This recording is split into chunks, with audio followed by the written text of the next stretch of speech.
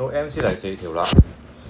首先講條題目先啦。According to the following table， 咁嗱呢啲字我唔會再同你哋講啦，你自己睇啦。根據下邊個表啦 ，calculate 即係計啦 ，the simple composite price index 就簡單綜合物價指數嘛。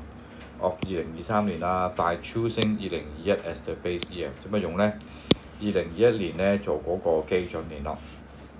咁啲生字下邊有晒嘅，咁啊自己去睇啦。最緊要係個基準年係邊年啦，得唔得？好啦，落去啦。呢度想講一講我 simple composite price index 咧，你其實呢個名就唔使死記嘅。simple 即係話咧冇加權咁解嘅。OK。composite 即係加埋晒。OK。咁你自己可以將唔同幾個 index 去比較啦，用呢啲名。咁啊，第一樣嘢咧，睇下有冇得可以用先啦，呢 formula。咁啊有嘅 simple composite price index 咧有呢個 formula 嘅。咁你可能覺得啦，且我都唔識睇呢啲英文咁樣，呢啲數字唔識睇，係有少少難嘅。咁呢度會教你啦。呢一個即係打橫嘅大街 M， 我哋叫 sigma 咧，即係其實就係心咁解嘛，總和嘛。其實呢個 sigma 我哋叫 summation 啦，即係加晒佢咁解啫。其實係即係將呢個 sigma 右邊嘅嘢加晒佢。咁啊簡單嚟講條式就係話咧，將當年嘅總價格啊，除翻基年總價格啊嘛。佢有個呢個 O 咧唔係 TO 嚟嘅 T0嚟嘅，0即係基年啦，就即使係2021年咁解啫。其實係咁乘翻100啦。呢個唔好漏啦，100好多人都會漏咗，計出嚟個數會細咗好多嘅，你應該會知道。咁呢條嘅index 嘅數咧就係俾咗3年 data 你嘛，自己睇翻題目個表啦。咁有個伏位嘅就係咧下邊會講噶啦。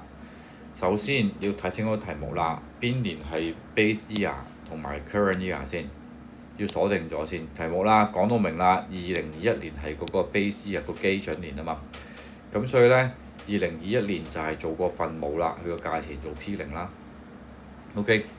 咁題目話要計2023啊嘛，咦21去到23喎，咁嗱你就唔好差錯腳去咗2022年啦，明線你嘅呢個係。咁記住啦，23年嗰個做分子，21年嗰個做分母，冇錯啦。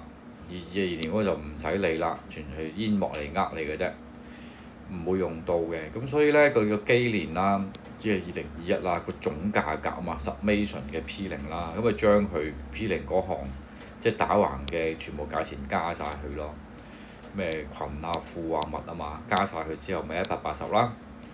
另外啦，佢話計2023啊嘛，呢個當年價格嚟嘅，就係做分子啦，呢個係就係將全部啲嘢加晒佢啦，都係3個item 啦，加晒佢。咁你見佢咧就咁將嗰個貨品價錢加埋去噶嘛，咁呢個咪就正就係呢個意思啦。simple 咧上面話 unweighted 啦，冇加權。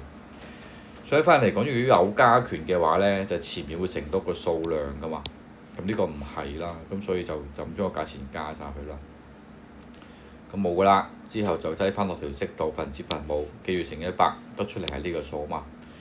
咁但係記住啦，佢第一版都寫到明噶嘛，就話要搭2個小數位嘛 ，two decimal places 啊嘛，咁所以你咪自己將佢變咗到94啦，之後嗰啲剁走佢啦，咁啊所以就答案係 D 啦。